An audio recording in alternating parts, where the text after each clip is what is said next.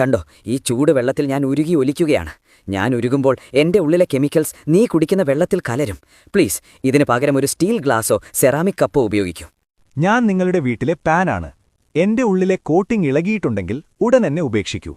തീ തട്ടുമ്പോൾ ആ വിള്ളലിലൂടെ ഭക്ഷണത്തിലേക്ക് വിഷം കലരാൻ സാധ്യതയുണ്ട്. ഈ ചൂടുള്ള ഭക്ഷണം എന്റെ ഉള്ളിൽ നിറയ്ക്കുന്നതൊന്ന് നിർത്താമോ? ആ ചൂടിൽ ഞാൻ ഉരുകി എന്റെ ഉള്ളിലെ വിഷം നിന്റെ ഭക്ഷണത്തിലേക്ക് കലർത്തുകയാണ്. അടുത്ത തവണ വരുമ്പോൾ വീട്ടിൽ നിന്നൊരു സ്റ്റീൽ പാത്രമോ മറ്റോ കയ്യിൽ കരുത്. ഞാൻ മെലാമൈൻ പ്ലേറ്റാണ്. കാണാൻ ഭംഗിയുണ്ടെങ്കിലും ഞാൻ നിന്നെ പറ്റിക്കുകയാണ്. മൈക്രോവേവിൽ എന്നെ വെച്ചാൽ ഭക്ഷണത്തിലേക്ക് ഞാൻ വിഷാംശങ്ങൾ പുറത്തുവിടും. തണുത്ത വിഭവങ്ങൾക്ക് മാത്രം എന്നെ ഉപയോഗിക്കൂ. ഞാൻ പ്ലാസ്റ്റിക് കട്ടിംഗ് ബോർഡാണ്.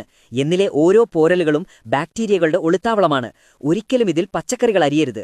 പകരം മരത്തിന്റെയോ സ്റ്റീലിന്റെയോ കട്ടിംഗ് ബോർഡ് ഉപയോഗിക്കൂ. ഞാൻ പഴയ കിച്ചൺ സ്പോഞ്ചാണ്. നിഷ്കളങ്കനെന്ന് തോന്നുമെങ്കിലും ടോയ്ലറ്റ് സീറ്റിനേക്കാൾ കൂടുതൽ ബാക്ടീരിയ